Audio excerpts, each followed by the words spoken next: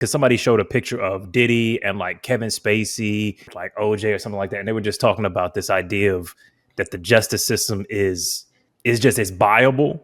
Because something about this one seems so crazy. Like if Diddy goes through this and or it finishes through this whole thing and he doesn't get the 20 years that's possible for the prostitution charge and just more or less walks free, that's some of the craziest, like, Lex Luthor, buying your way out of a crime everybody saw you do type of situation. It's like, I'm not surprised, but it's like we really live in a wild ass world where it's just like, yep, it's some important people on the pedophile island. Jeffrey Epstein, no, we just kill him. Everybody knows it was a fake assassination. Keep it pushing. Diddy beats the shit out of a woman in public. Multiple witnesses saying there was a trafficking operation. Stories from, hundreds of people affected by a network of fucking crime. Yeah, nah, he ain't guilty. It's like, it's super villain shit. I do think that, and I'm not saying this as a defense of Diddy, because I want to say that I think Diddy deserves to be under the jail, based on what we know happened. Because again, there are things that if you want to, if you're that kind of person, you could hop in our comments and be like, oh, well, you guys didn't do. I'm not talking about that shit. I'm talking about the shit that we know he did. I'm talking about the Cassie video that we all saw as an example, right? Knowing all of that and knowing what I think he deserves, there's a conversation to be had that like he wasn't on trial for the Cassie video. Yeah. For example, right? So we're a lot of things that like even that I'm referencing right now where I'm saying like I know he did that. That's not what he was on trial for though.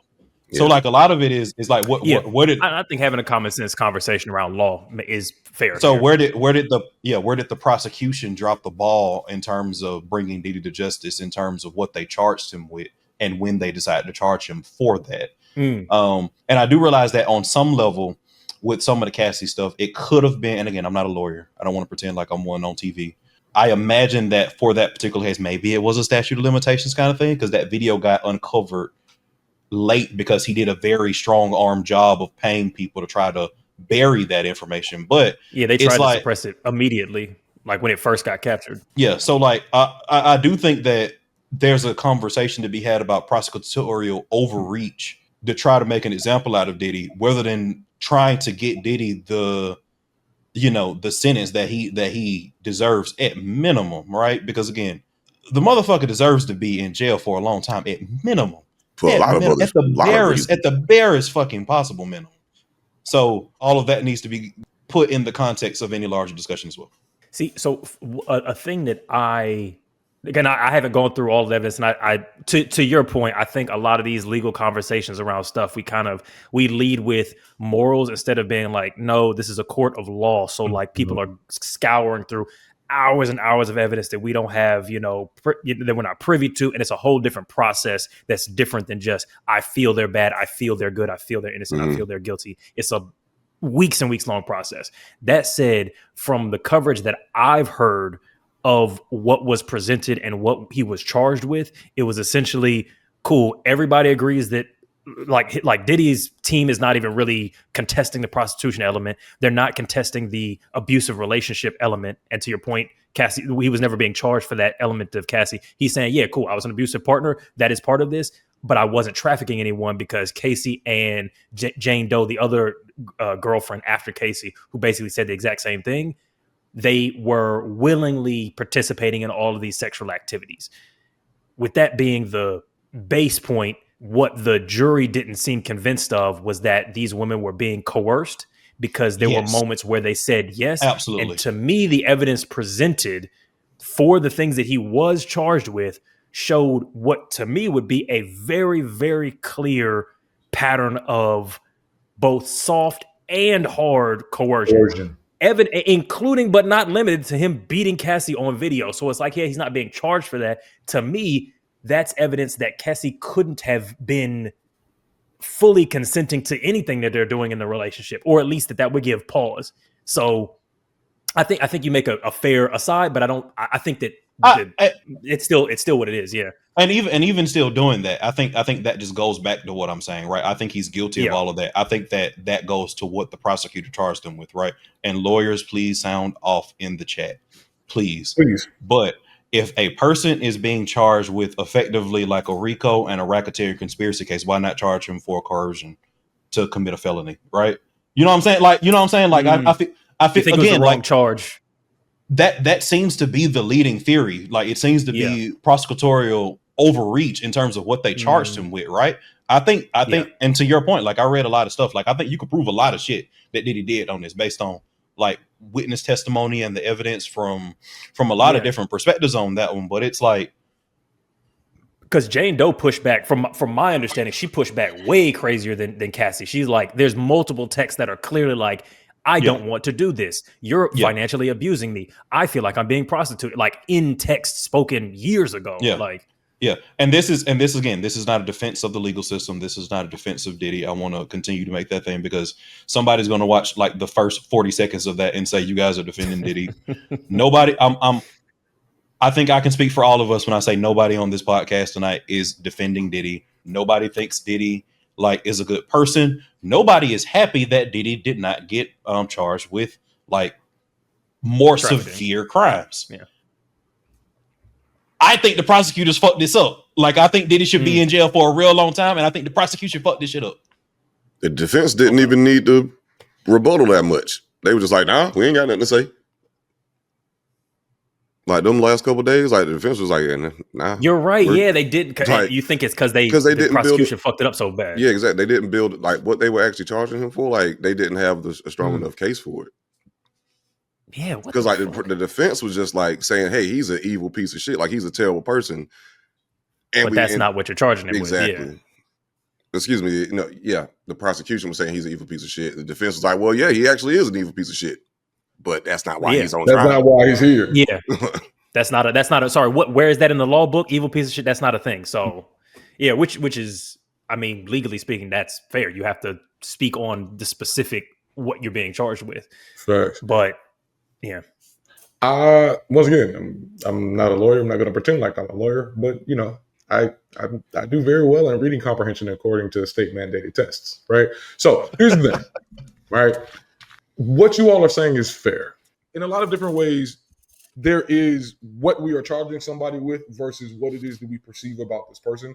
And I feel like in a number of different ways, we tend to get this part of the judicial process incorrect. We tend to overestimate the morality and the emotional plea of individuals who are engaged in this judicial process. So in other words, so y'all already know what time it is. We got our card games. This is how we pay the bills. People have enjoyed and loved all across the country. It's a red flag. And now we got the new game. In all seriousness, we got the serious side. Boom. We got the silly side. 100 prompts. That's double the prompts from the previous game. Bring that to the cookout, the kickback, the games night. Have a fun time, have a silly time, and get ready for some of the deepest and dumbest conversations of your life. Grab that at shop.wavingtheredflag.com. 10% off for all channel members. Cop that. We'll come into this space thinking, obviously he's a piece of shit. Obviously you can see he's a piece of shit. Obviously he's guilty. So why not? Put his ass in jail. Want him to, that's it. That's the end of it. But that does not make an effective legal case. No. Because once again, as we look at the judicial process as a whole, when we get to the point of proof, or when we get to the point of proving is not always emotional. Sometimes it's how well you can tell a story and then associate that story with the facts of the story to create a convincing argument, right? There are some lawyers who take acting classes or drama classes so that they can be better lawyers. And because the idea is for me to convince you beyond a shadow of a doubt that what it is that I'm saying to you is accurate. Is the reality. Because also, like, jurors are not legal people. So you got to convince, you got to go, I got all this expertise and I got to make you as a regular, you're a plumber, you're an accountant, you're a dental technician. I got to make you understand this story and why this law matters and how they're guilty of it or whatever. 1000%. It's a communications thing. From a psychological perspective, you also have to overcome this person's bias. And a number of us in the United States, whether or not we want to admit it or not, we idolize and we worship people who have a lot of money. We do, right? The celebrity of unfettered financial excess is something that us as Americans are attracted to People because love to stand for a rich person. we love it, right? We But love I remember somebody said that people always talk about how women like love rich niggas, but then she was like, men love rich niggas. Like Oh, yeah. men Yes. love idolizing rich men. Yeah. Like we're like, oh my God, big bro. Like we Big either bro. they love Yeah. them or they love to hate them. But Yeah. either way, obsessed. it Either way, is obsessed. it is a fetishization. It is Yeah. identifying this person as an object of either my desire or my disgust. But either way, so this is how we get to this point of idolization. And you permit anything from There that we person. Because I go, feel like the right? same shit happens with Trump. Like, Yes. oh, fuck the morals. He's rich, therefore he's right. He's powerful, therefore he's right. And I want to be just like him. And I see a lot of people doing the same shit with Diddy. Yes. Not only He's just- rich, he's big, he's successful, he's a music mogul. I want to be like that. but it's Yep. also entertaining.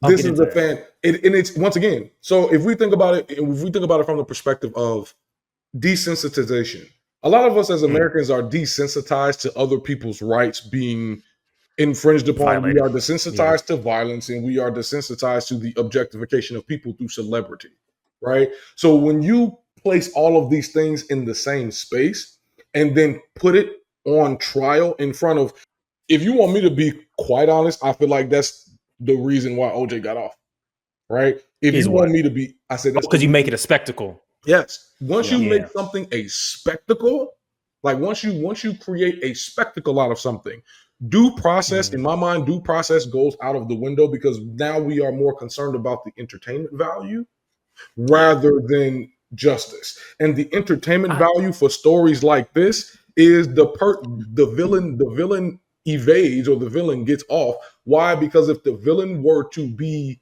prosecuted to the fullest extent of the law, They then can't the do nothing story- fun anymore. the- They can't do anything interesting anymore. I want to add, because I don't know if you guys know this. I don't know this at all. But the thing that I was thinking about was Diddy is very, very famous. And leading up to the actual trial was exceedingly famous. So I feel like his cachet kind of increased leading up to the actual indictment. For a jury, don't they have to what are the rules for their relationship to a celebrity? They have to not know who they are? Or what's the cutoff there? Because my assumption is that there is some kind of cutoff. They can't be like, oh, I'm the president of the Diddy fan and get put on the jury. So Or I'm there's the a- president of the anti-Diddy fan club. There's a they cutoff. can't have. Go ahead, Alan. I can speak somewhat like tangentially, but because I read the jury selection notes for the ASAP Rocky trial, right? Okay, right. So everybody knew who he was. Okay. Everybody there knew who Rihanna was. They basically tried to ask you questions that were like judging like your Rihanna fandom. And then there are people who had like, oh, I like that they put Rihanna in it too. It's like we want her husband to be free. Yeah. yeah. And then they were also pulling threads of like loose business connections, right? Like if you worked at like, let's say you worked at a concert venue that was going to host Rihanna. You know what I'm saying? Like, you know, like it's then that's a bias. Yeah, it's direct ties. It's the level of your fandom. Again, it's the fandom of anybody in your circle, business connections to anybody in your circle. They cast a pretty wide net, but this is typically like public record, right? The jury selection process, right? So you can go and read notes on the Diddy selection, like jury selection process and the stuff they asked every single juror. And if is that set on an ad hoc basis? Like it's not some like constitutional. You can't know the person because obviously we don't live in a world where that's not. No, that's not. It's like that's not constitution. Yeah. It's like the defense and the prosecution agree on. I see. So they attempt to. So once again, like what Alvin is saying makes a lot of sense actually, because first of all, I didn't know that it was public record. Because when I was in undergrad, one of my first internships was working with somebody who was a forensic psychologist. So whenever we're talking about tests or whenever we're talking about something that is utilized in order to extract a particular type of data, psychologists usually have somebody who has some experience with like statistics or something along those lines is usually utilized in order to create these types of like, whether they be surveys, X, Y, Z, and ABC. So what Alvin is talking about makes a lot of sense because what they are attempting to do is they are attempting to find people with not no bias, but the least amount of bias necessary in order for us to be able to elicit this type of outcome, right? So Or that's possible. it'll to the point that it's possible, right? So it's almost like we say, oh, science is unbiased, but there's no way that science can be unbiased because it exists within an environment that has political, social, and once again, economic. It's done by humans, It's done by humans, right? So it's almost like these jurors, everybody and their mama knows who the fuck Diddy is. Like his career spans two, almost 3 generations of people. It's like a 30-year career. At the same time, and of the same token, we have to pick people who are not too far. Oh, we want Diddy to get off, or we want this motherfucker to rot. Like we're trying to, as much as we possibly can, elicit a population of people who don't care either way, but care mostly about the judicial process. And that's where things get a little bit difficult. Yeah, where do you get them from? And I did see somebody saying that like they talked about the gender ratio of the jury. What's going on, everybody? It's your boy Josh from Waving the Red Flag, but of course you already knew that. Here to tell you about the community again and why you should join. First of all, you get access to full episodes, the long form content versus just like, the clips, give you a little something to stack on if you want the full meal. Definitely sign up for that community. Also, get access to the Discord, where you will also be in community with like-minded people. Don't come in on that bullshit though. Okay? Don't come in on that bullshit. You will get the fuck up out of here. I'm dead ass. But anyway, on a lighter note, for everybody that have already done it, thank you so much for doing it. And also get access to additional bonus content too, such as the lives. And like Alvin is always saying, ABP, always be plugging. But for you, that's always be listening. So that way you make sure that you're in on all the inside jokes and where everything comes from. So again, what I'm saying, definitely check out that community. Hit that join button. Everyone that already did, thank you so much. We value it. And then I also, because it was like largely in favor of guys, it was like 8-4 on a jury of 12. And people were like, see, niggas ain't shit. And, and the usual, like, these accusations don't ruin men's lives. But I think that should be more contextualized in what Alvin's saying. I'm like, there's a prosecutorial fuck up, not just a jury fuck up. But I wonder whether or not that's even part of it. Because I did see people push back and be like, it wasn't just the men who came to these conclusions.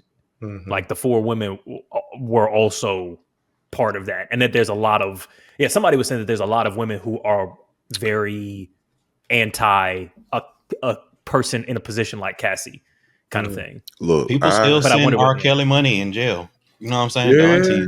Look. Yeah. And a lot of these women are women. A lot of it, and bro, I literally saw it. I literally saw it firsthand in the last 48 hours. Like from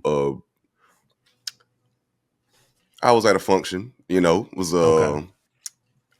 girls, women around our age, and then there was also like the elder women, like the mamas, the aunties, and elder woman is crazy. Because like just to show like the age range. Yeah, I feel you.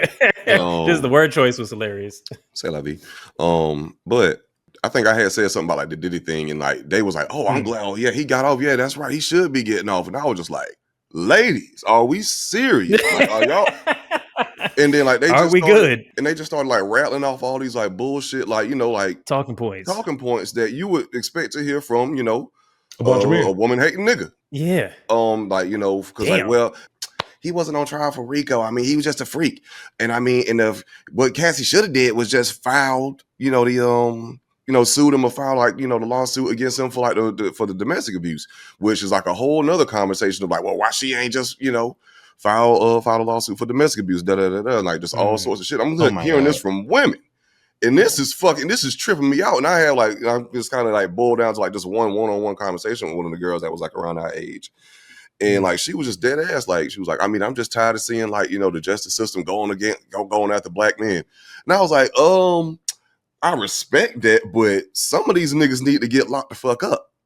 Yeah. And some like, what are you talking about? Like, send that nigga to jail right now. I hope that nigga never goes to jail. He belongs in jail. And it's like, and bro, like, I mean, I was also like intoxicated, so I can't remember like everything that happened. But not only with the Diddy shit, but even when Trump came up, there was one dude there, he was like, man, he was like undertone of speaking favorably about Trump. especially like within the last 48 hours with this goddamn big, beautiful bill, as if anything else prior to that was not enough reason for you to goddamn wake the fuck up and see what's happening in front of your eye. Yeah, and I have to like explain things to people, and then like you can see them kind of like mentally check out or just mentally disengage a little bit. You know what I'm saying? Like when you start like, hey buddy, like no, he's not good. You know that, right? Well, why not? All right. Yeah. This nigga said I got to roll it. Oh, you a book reading ass nigga.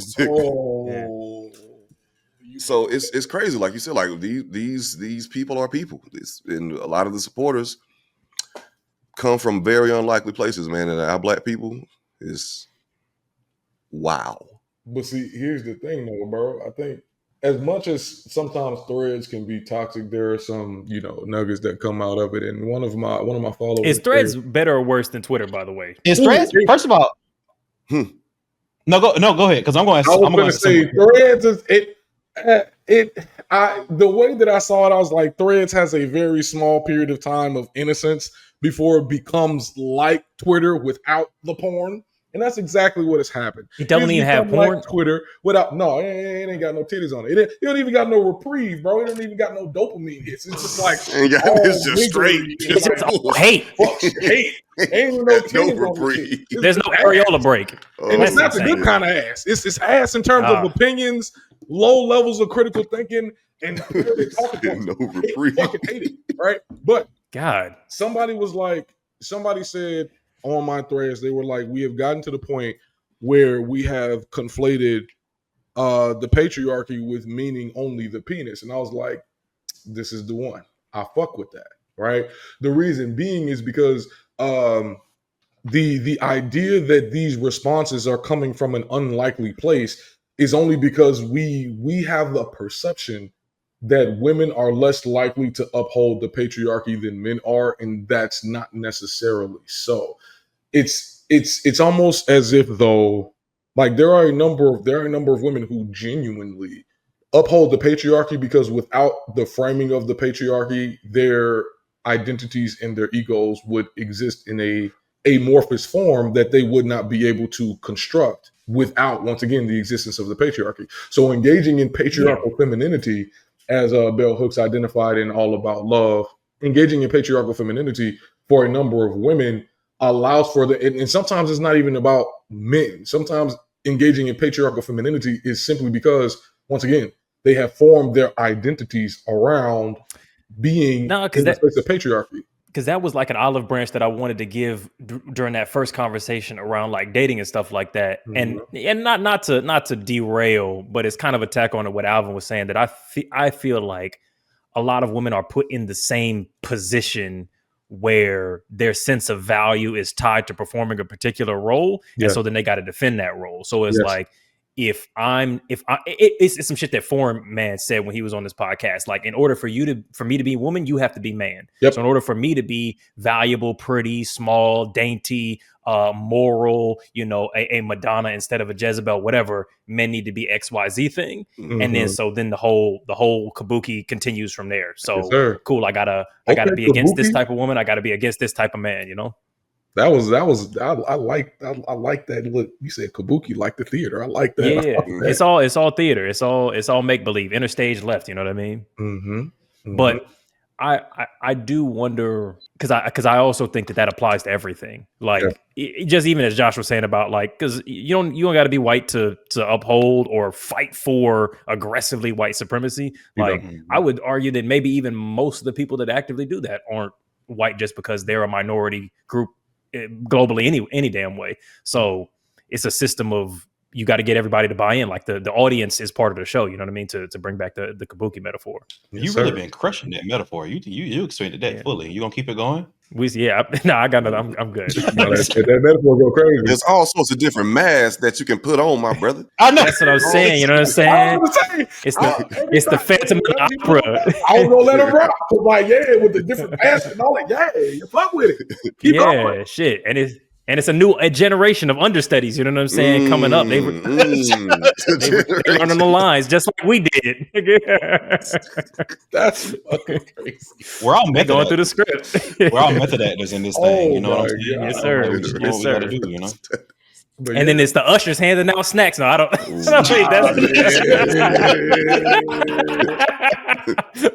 Wait, that might have accidentally threw him under the bus for no reason. That's fucking crazy. But yeah, man, like the Diddy trial, all in all, bro, is just like you said, Eddie. Like I'm not shocked.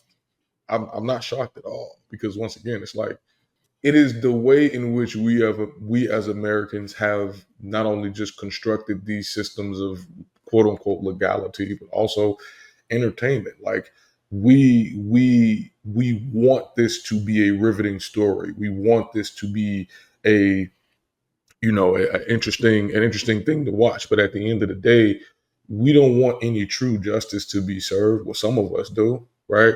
We don't want these. No, we just want to be able to say this 15 years. Hey, you remember that time Diddy was on trial? Like that's what we want. I feel like that's the same shit that partially happened with Trump. Like, Yeah, it's just 1000%. what's the more interesting option? Yeah, What is more interesting? Not what goes for the good of the It's people. good. Not what? No. yeah. What is more entertaining? The United States of America as an entire entity, because we have gotten to this place where we have identified the disposability of people on top of the benefit, not the benefit. Well, yes, benefit, but the draw of capitalism. We have gotten to a point where our systems mean absolutely nothing. The frameworks by which we have developed these systems are crumbling underneath the reality that we just want to be distracted, entertained, and quite honestly given dopamine hits to distract ourselves from the fact that we have created this dumpster fire that we refuse to put out. It's, Pax Romana bread and circus. It's pre-French Revolution. Let 'em eat cake. I do want to give a more thorough treatment to the Big Beautiful Bill, because I've been doing my homework on that one, but that'll have to wait till next time. You got time. If you got, I mean, look, I've got time. If y'all have fodder, especially because it's right on the back of it. So yeah, we can get. I got fucking plenty. I can break. Yeah, this let's go. Okay. So.